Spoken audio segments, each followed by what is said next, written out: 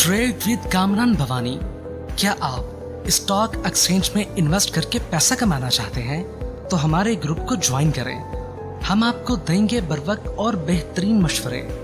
हमारे पास अकाउंट खोलने और ग्रुप ज्वाइन करने के लिए इन व्हाट्सएप नंबर पर राब्ता करें। कामरान मेमन भवानी 0345-826-4499। बिस्मिल्लाहिर्रहमानिर्रहीम। अस्सलाम वालेकुम मेंबर्स, मैं कामरान मेमन भवानी, आप देख रहे हैं यूट्यूब का चैनल सब क्लेम या ब्लेम नहीं है। आज के इस वीडियो में हम बात करेंगे पीआईए एंड पीटीसी के स्टॉप लेवल, इसके ऊपर बात करेंगे। हपको के हवाले से माहिदे को हतमी शक्ल दे दी, इसका असर क्या पड़ेगा, इम्पैक्ट क्या पड़ेगा, इसके ऊपर बात करेंगे। देखिए, इंडेक्स के हवाले से तो गाइड कर दिया गया था कि इंडेक्स आपका वॉलेटाइल परफॉर्म करेगा और जब तक 86,500 से ऊपर क्लोजिंग नहीं आती है तब तक मार्केट में तेजी नहीं होगी।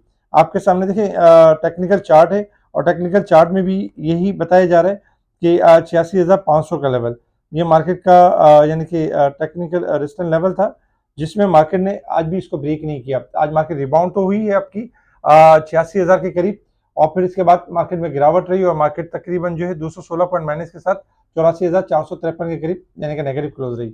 वॉल्यूम में कमी रही, 503 मिलियन के वॉल्यूम्स रहे जो कि कल के वॉल्यूम से कम थे। कल 595 मिलियन के वॉल्यूम्स थे और मार्केट में अगर हम देखें तो तकरीबन सेक्टर वाइज काम होता रहा, लेकिन इंडेक्स के लिहाज से मार्केट इतनी बेहतर यानी क्लोज नहीं हुई।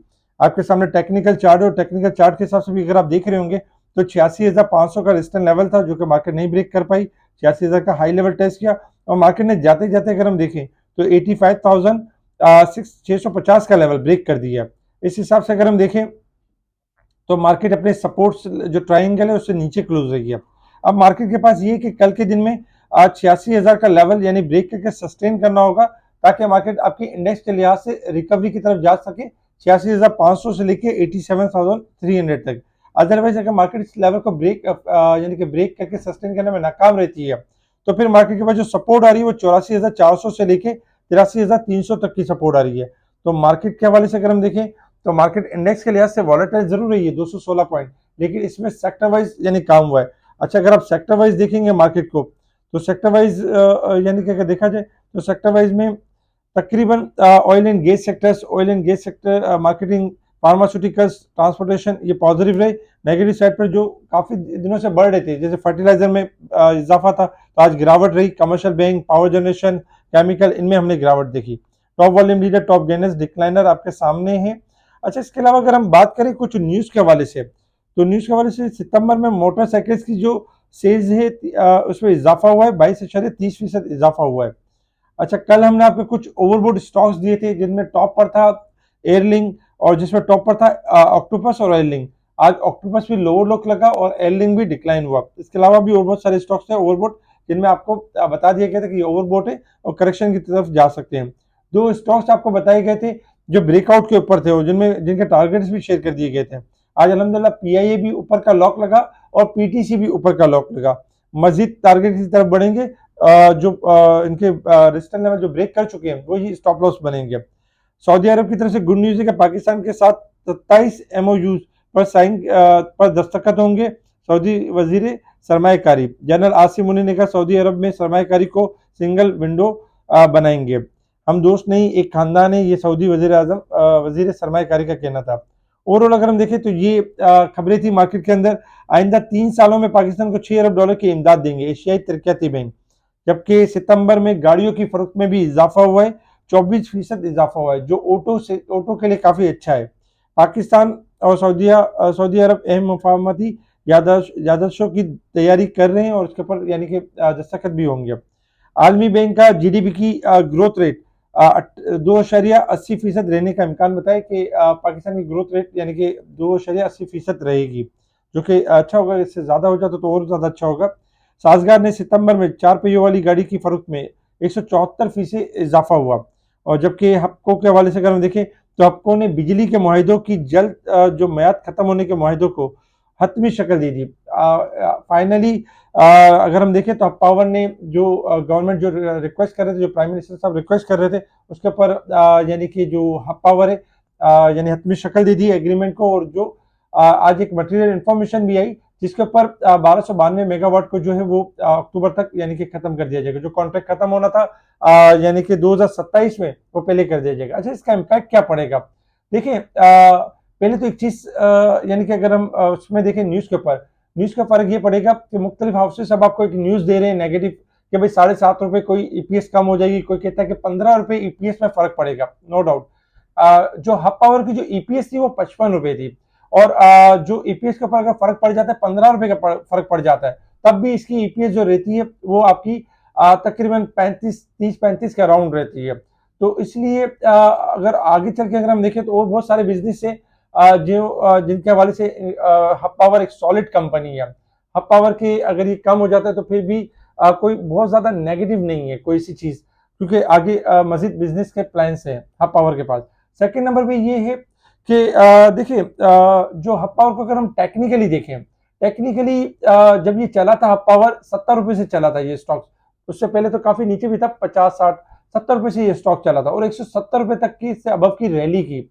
वहां पर ये ओवरबोर्ड हो चुका था, प्लेयर्स को पता था कि अब चूंकि नेगेटिव न्यूज जनरेट होगी, ओवरबोर्ड हो चुका है टेक्निकली, तो कोई ना कोई नेगेटिव न्यूज जनरेट होगी। और नेगेटिव न्यूज क्या थी कि आईपीपीस के कॉन्ट्रैक्ट खत्म होंगे और इसमें आपको कोई यानी कि जो फोरकास्ट अर्निंग थी फ्यूचर की उसमें कमी होगी। इस वजह से ऑपरेटर्स की सेलिंग नजर आई हमें यानी कि हफ्कों के अंदर।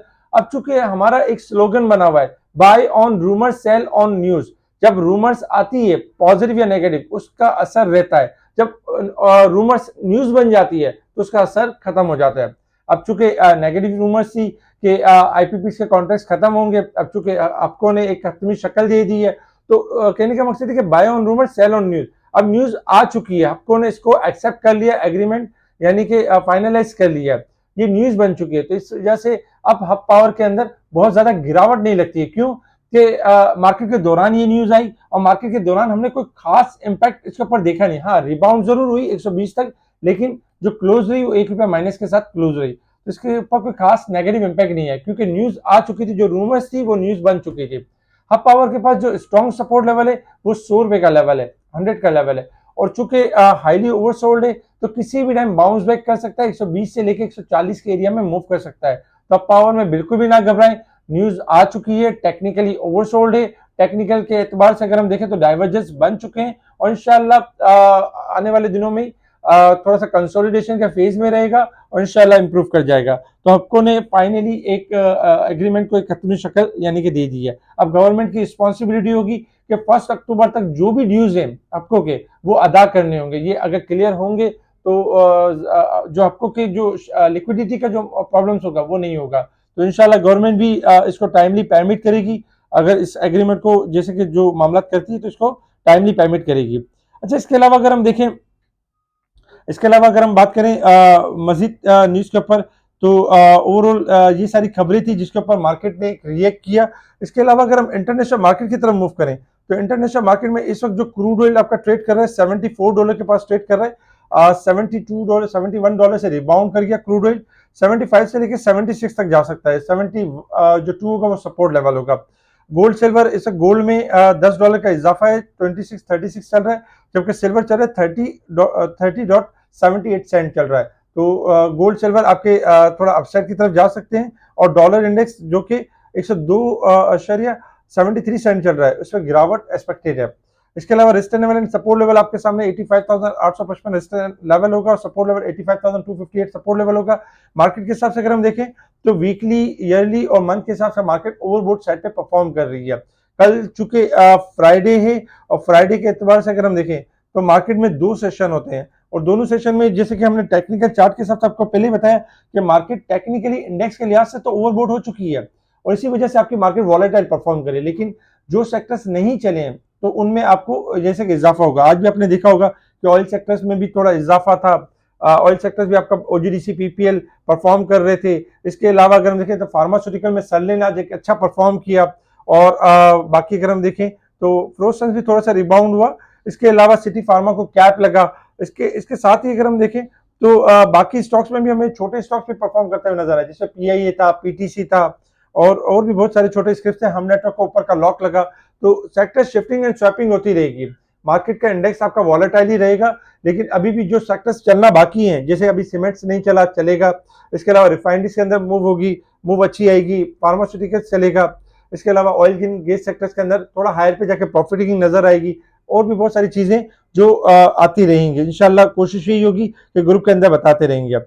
अच्छा, PTC and PIA stop level क्या होंगे? देखिए, पीटीसी मुसलसल 2 दिन से कैप लग रहा है, no doubt. PTC long graph के हिसाब से तेजी के ट्रेंड के ऊपर है और हमने टारगेट्स भी दिए हैं मुख्तलिफ कि 17 रुपए तक भी जा सकता है पीटीसी, लेकिन चूंकि 2 दिन से ऊपर के लॉक लग रहे हैं तो हमें कहीं ना कहीं स्टॉप करना होगा शॉर्ट ट्रेडिंग के लिए। ऐसा ना हो कि थोड़ा हाई मारे और थोड़ा बैक कर जाए, फिर 1-2 दिन रुका रहे और उसके बाद दोबारा रैली करे। तो जो डे ट्रेडिंग कर रहे होते हैं, जो काम कर रहे होते हैं, उनके लिए तो ये कि वो स्टॉप लॉस के साथ चलें और प्रॉफिटिंग करें। तो पीटीसी का ब्रेकआउट है 1350 और पीटीसी का जो टारगेट बनता है, नेक्स्ट टारगेट जो कल के लिए 15.5 का पहला रेजिस्टेंस लेवल होगा, 15.70 दूसरा और 17.25 तीसरा रेजिस्टेंस लेवल होगा। अच्छा, इसी तरीके से अगर हम पीआई को देखें तो आज पीआई का भी दूसरा कैप है 19 रुपए 30 पैसे ब्रेकआउट है कल के लिए। अगर हम पीआई के लॉन्ग ग्राफ के हिसाब से देखें तो नो डाउट पीआई 23 से लेकर 26 तक के लिए ओके है। 19-30 आपका स्टॉप लॉस है। जब ये ब्रेक होगा तो ये टारगेट अचीव नहीं होंगे, लेकिन पीआई का जो कल के लिए टारगेट हो सकता है 21 हो सकता है, 2360 हो सकता है और लॉन्ग में 26 हो सकता है। तो ये इनके स्टॉप लेवल हैं, इनके अंदर डिप के ऊपर एक्यूमुलेशन की जा सकती है और हाई साइड पर प्रॉफिटिंग की जा सकती है। इसके अलावा और भी स्पेशल स्टॉक्स होते हैं जो स्पेशल ग्रुप में टाइमली शेयर किए जा रहे होते हैं और मार्केट के दौरान बताए जा रहे होते हैं और उनके बारे में बताया जा रहा होता है कि ये ऊपर चलने वाला है, ये लॉक लगने वाला है या इनमें ट्रेडिंग होने वाली है। मार्केट में जो स्टॉक्स ओवरबोट हो जाते हैं उनकी भी अपडेट व्हाट्सएप ग्रुप में शेयर की जा रही होती है। व्हाट्सएप ग्रुप से जुड़ने के लिए आप कांटेक्ट कर सकते हैं मुझसे व्हाट्सएप पर। व्हाट्सएप ग्रुप में आपको ऐड किया जाएगा अकाउंट ओपनिंग के बाद। इसके अलावा यानी कि इस वीडियो को लाइक करें, सब्सक्राइब करें और आगे फॉरवर्ड जरूर करें। ठीक है जी, शुक्रिया। कामा मेमन बावानी, अल्लाह हाफिज।